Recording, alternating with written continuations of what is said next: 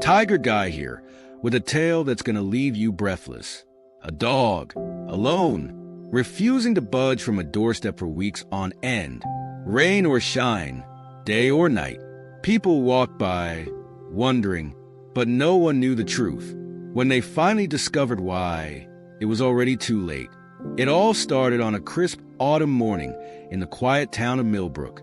The kind of place where everyone knows your name, where the leaves crunch under your feet, and the air smells of apple pie and nostalgia. But on this day, something was different. Mrs. Johnson, the retired schoolteacher who lived at number 42 Maple Street, noticed it first. A golden retriever, formatted and dirty, sitting stock-still on her neighbor's front step. She didn't think much of it. Old Mr. Peterson next door always had a soft spot for strays. But as the days went by, Mrs. Johnson realized something wasn't right. The dog never moved. Not when the mailman came. Not when kids rode by on their bikes. Not even when a cat sauntered past, tail held high in challenge. "That's odd," she muttered to herself, peering through her lace curtains. Very odd indeed. Word spread quickly in Milbrook. Soon, everyone was talking about the mysterious dog on Peterson's porch. Some folks tried leaving food, but the dog wouldn't touch it.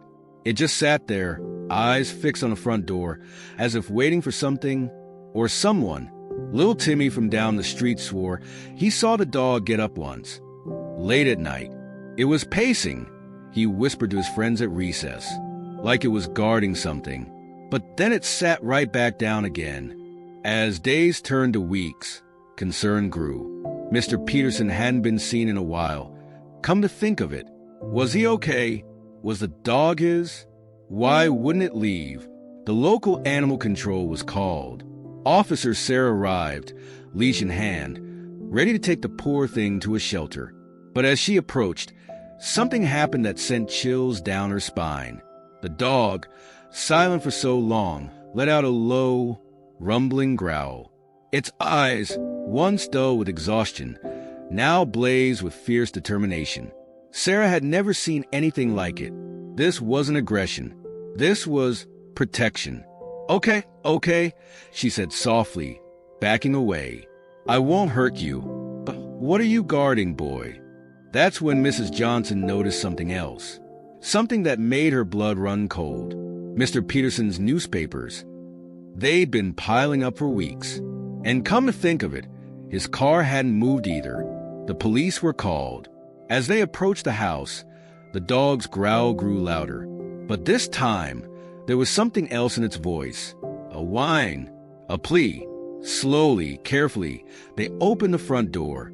The smell hit them first. Then, in the dim light of the hallway, they saw him. Mr. Peterson collapsed on the floor. The dog, finally free from its post, rushed to his side, licking his face, whimpering. But it was too late. Mr. Peterson had suffered a stroke weeks ago. He'd been lying there alone, unable to call for help. Alone, except for his faithful companion. The town of Milbrook was never the same after that day. They realized the dog hadn't just been sitting there. It had been standing guard, protecting its owner, hoping against hope that someone would come. It had been trying to tell them all along. But let me take you back to the moment when this incredible story of loyalty and love began. It was a Tuesday morning, just like any other in Milbrook. Mr. Peterson, a kindly widower in his 70s, was out for his usual morning walk with his beloved golden retriever, Max. Max had been with Mr. Peterson for over a decade, ever since he'd found the pup abandoned in a cardboard box on the side of the road. From that day forward, they were inseparable. Max was more than just a pet. He was Mr. Peterson's constant companion, his confidant, his family. As they strolled down Maple Street that fateful morning, neither of them knew that their lives were about to change forever. Mr. Peterson felt a sudden dizziness, a sharp pain in his head. He stumbled, trying to catch himself on a nearby fence. But it was no use. The world spun and everything went black. Max watched in horror as his beloved owner collapsed to the ground. He barked frantically, trying to rouse Mr. Peterson, but to no avail. Panicked, Max did the only thing he knew to do. He grabbed Mr. Peterson's sleeve gently in his mouth and began to pull. Inch by inch, Max dragged Mr. Peterson back towards their home. It was slow, grueling work. The sun beat down mercilessly, and Max's muscles ached with the effort. But he didn't give up. He couldn't. Mr. Peterson needed him. It took hours, but finally, Max managed to get Mr. Peterson to their front porch. Exhausted, he collapsed next to his owner, panting heavily. But Max knew his job wasn't done. He had to get help. He barked and barked and barked. For hours on end, Max's desperate cries echoed through the neighborhood. But in the middle of a weekday, with most people at work or school, his pleas went unheard. As night fell, Max realized he had to try something else. He couldn't leave Mr. Peterson's side. What if he woke up and needed help?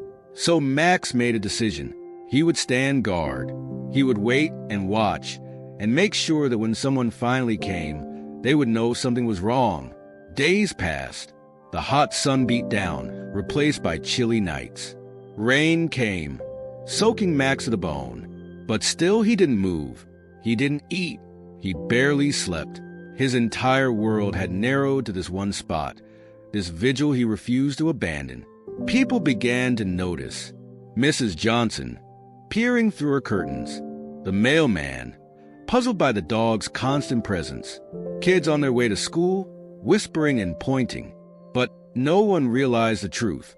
No one understood the desperation in Max's eyes, the silent plea in his unwavering stance. Max's loyalty was being put to the ultimate test. Every instinct in his body screamed at him to find food, to find water, to seek shelter from the elements. But a stronger force kept him rooted to that spot. Love, devotion, the unbreakable bond between a dog and his human. Inside the house, Mr. Peterson drifted in and out of consciousness. In his moments of lucidity, he could hear Max's whimpers, could sense his faithful companion's presence just beyond the door.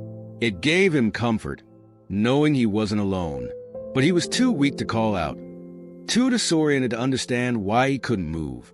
As the days turned into weeks, Max's condition deteriorated. His once glossy coat became matted and dull.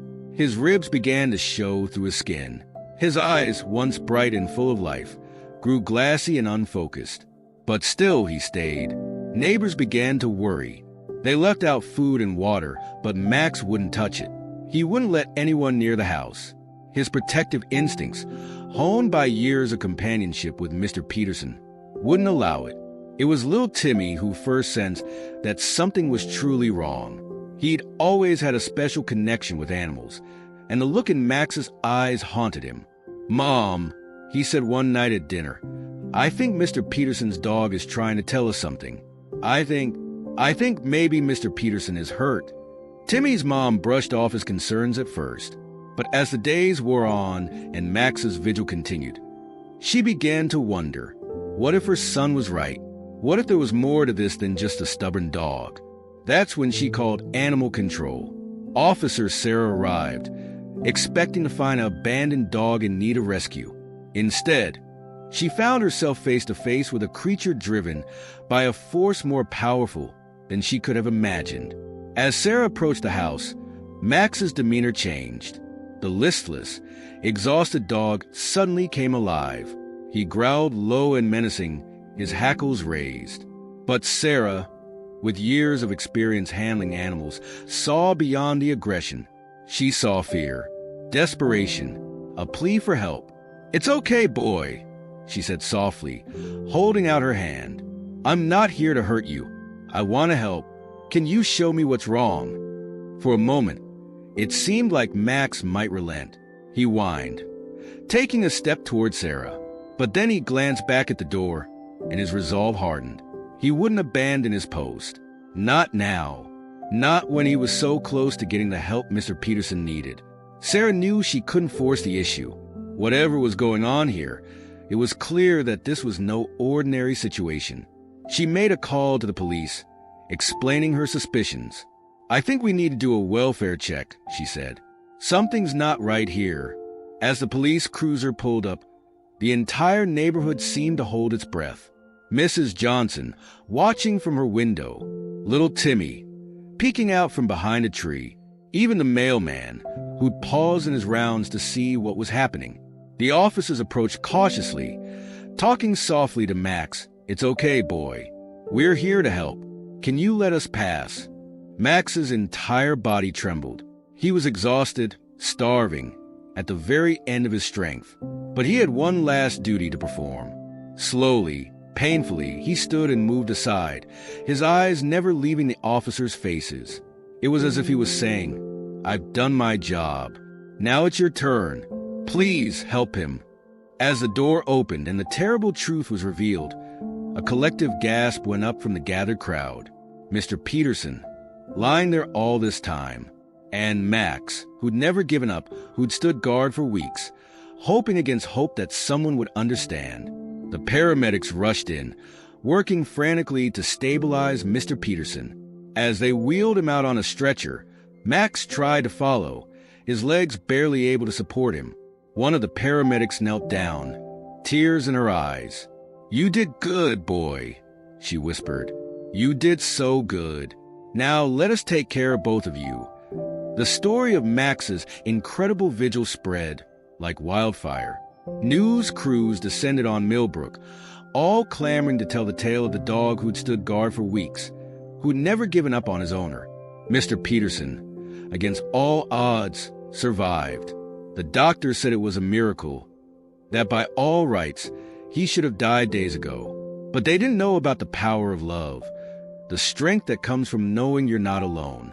As Mr. Peterson recuperated in the hospital, Max became a local hero. People brought him treats, toys, blankets. But all Max wanted was to be by his human side. The hospital made a special exception, allowing Max to visit Mr. Peterson's room. The moment they were reunited, there wasn't a dry eye in the place. Mr. Peterson reached out a shaky hand, and Max gently laid his head in his owner's palm.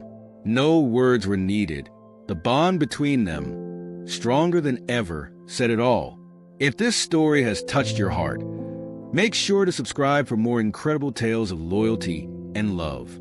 Because out there, right now, there are animals teaching us what it means to love unconditionally, and their stories deserve to be told. As Mr. Peterson recovered, the town of Milbrook rallied around him and Max. They set up a fund to help with medical expenses. They organized a roster to help with day-to-day tasks once Mr. Peterson was released from the hospital. Max, once seen as just another neighborhood dog, was now treated like royalty wherever he went. But the impact of their story reached far beyond the borders of Milbrook. People from all over the world were moved by Max's unwavering loyalty. Letters poured in, sharing stories of the deep bonds between humans and their animal companions. Animal shelters reported a surge in adoptions, with people inspired to open their hearts and homes to pets in need. Schools invited Max and Mr. Peterson, once he was well enough, to speak about the importance of compassion and dedication. The tale of Max's vigil became a touchstone, a reminder of the incredible capacity for love that exists in the world. It sparked conversations about the nature of loyalty, about the depths of the human-animal bond. Psychologists pointed to the story as an example of the healing power of pets, of how the unconditional love of an animal can provide comfort and support in our darkest hours. Philosophers mused on what Max's actions said about the nature of love itself, selfless, enduring, transcending the boundaries of species. For Mr. Peterson, the experience was transformative. "I always loved Max," he said in an interview, his voice choked with emotion. "But I never realized just how much he loved me. He saved my life, in more ways than one."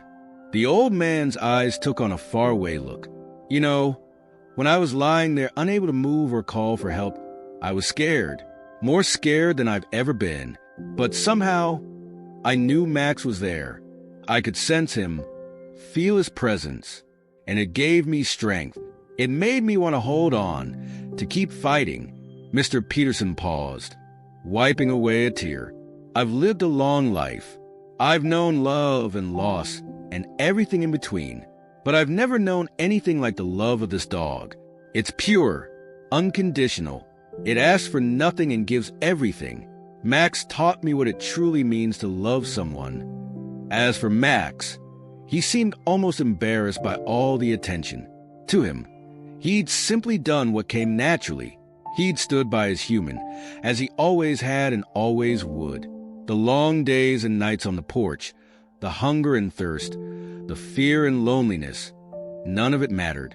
All that mattered was that, in the end, he'd brought help to the person he loved most in the world. Watching Max and Mr. Peterson together in the weeks and months that followed, it was clear that their bond had reached a new level. They were more than owner and pet now. They were partners, equals, bound together by an experience that defied explanation. Their story serves as a powerful reminder of the extraordinary connections we can form with animals. It challenges us to look at our own relationships, with our pets, with each other, and ask ourselves, are we capable of that kind of love? That kind of loyalty? That kind of selflessness? The answer, Max and Mr. Peterson would surely say, is yes. We are all capable of incredible love, if only we open our hearts to it. We are all capable of unwavering loyalty, of standing guard over what matters most, no matter the personal cost. In a world that can often seem cold and uncaring, the story of Max and Mr. Peterson shines like a beacon of hope.